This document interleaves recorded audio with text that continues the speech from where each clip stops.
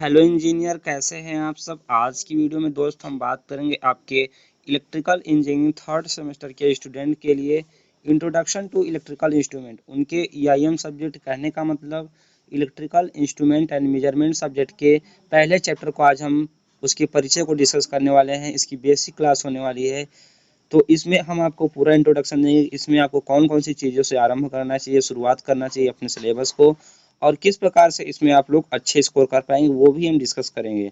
तो दोस्त, पहले आपका जो सब्जेक्ट का नाम है उसी के बारे में पढ़ना है कि आखिर में इलेक्ट्रिकल इंस्ट्रूमेंट्स होते क्या हैं, इनका काम क्या होता है, किस लिए इनको उपयोग किया जाता है आपके इलेक्ट्रिकल इंजीनियरिंग में, और आपको ये चीज़ें क्यों पढ़ाई जाती हैं, इसका क्या इम्पोर्टेंस है, सभी चीज़ों को देखेंगे।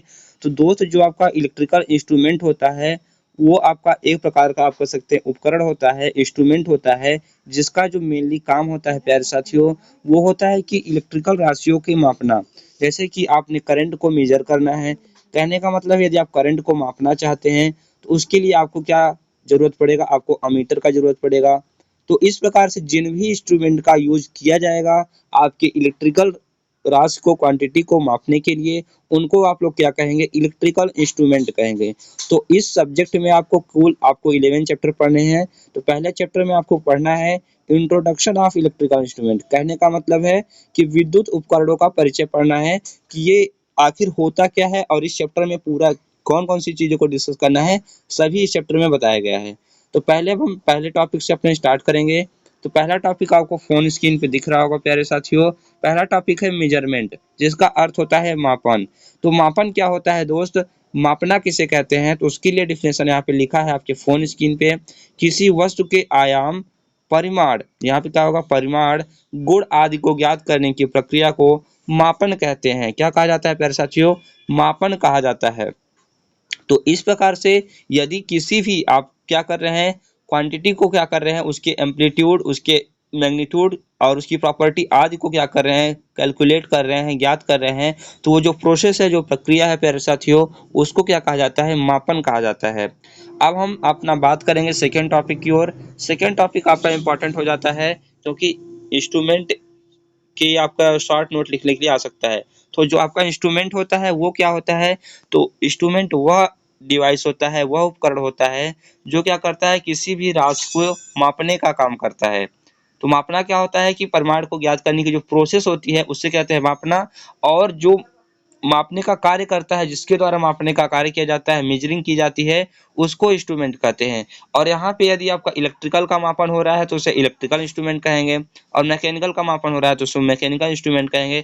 वो तो अपना मैकेनिकल वाले पढ़ेंगे, मैकेनिकल इंस्ट्रूमेंट। लेकिन आपको यहाँ पे इलेक्ट्रिकल एंड इलेक्ट्रॉनिक इंस्ट्रूमेंट को देखना है। तो दोस्त, इसका डिफिनेशन यहाँ पे लिखा हुआ है, अपने लैंग्वेज आप लोग समझ लेंगे। वह यंत्र जो मूल विषय का रूपांतरण करता है इंस्ट्रूमेंट कहलाता है। कहने का मतलब है कि दोस्त, मूल विषय का कहने का मतलब है कि किसी मूल राशियों के रूप में व्यक्त करता है, किसी भी क्वांटिटी को मूल राशियों के रूप में व्यक्त करेगा, जिसकी आप मेजरिंग करके आसानी से अपने इंस्ट्रूमेंट को उपयोग में ला सकते हैं। यही आपका इंपॉर्टेंट होता है इलेक्ट्रिकल इंस्ट्रूमेंट का, कि इससे किसी भी राशि को, इलेक्ट्रिकल राशि को इजिली तरीके से क्या किया जा सकता है, मेजरिंग की जा सकती है।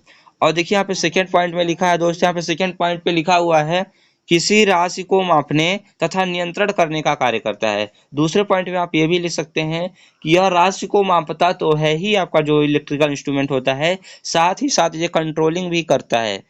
क्या करता है, नियंत्रण प्रदान करता है प्यारे साथियों। इस प्रकार से चीज़ों को याद रखेंगे अपने माइंड में तो आप लोग इजिली कर पाएंगे। अब देखिए यहाँ पे इस स्टेटमेंट से आपका क्लियर हो जाता है कि जो आपके इंस्ट्रूमेंट होते हैं प्यारे साथियों, वो आपके टू टाइप्स के होते हैं। एक होता है आपका मेजरिंग इंस्ट्रूमेंट और एक होता है आपका कंट्रोलिंग इंस्ट्रूमेंट। तो इन्हीं सब चीज़ों को आपको पढ़ना है कि मेजरिंग इंस्ट्रूमेंट में कौन कौन से आते हैं, कंट्रोलिंग इंस्ट्रूमेंट में कौन कौन से आते हैं, सारी चीज़ों को डिटेल में देखना है।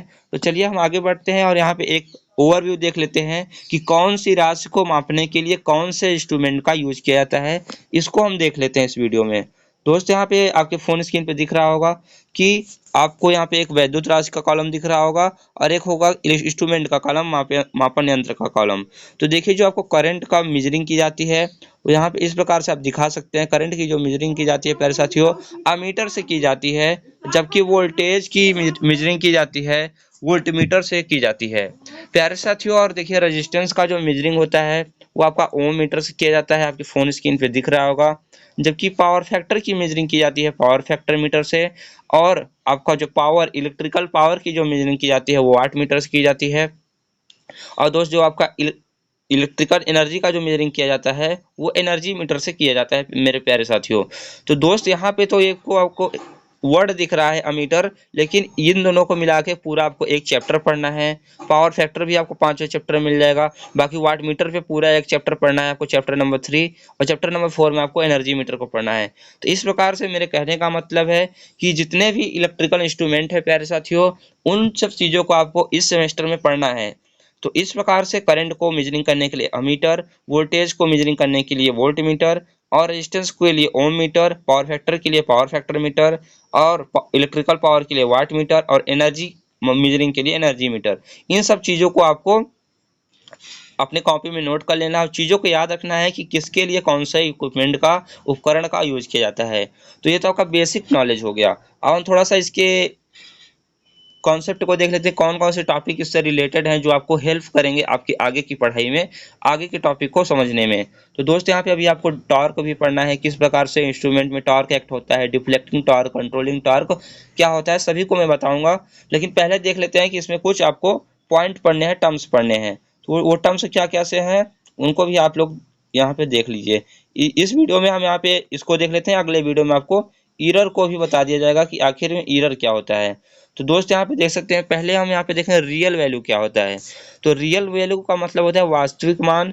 तो वास्तविक मान जैसे कि आपने किसी चीज़ की मेजरिंग किया, किसी आपने अमीटर द्वारा करंट को मापा, तो वह मान जो आया है वह अगर आदर्श मान के जो जितना आना चाहिए उसके जितना अधिक करीब होगा, उसी को क्या कहेंगे, रियल वैल्यू कहा जाएगा।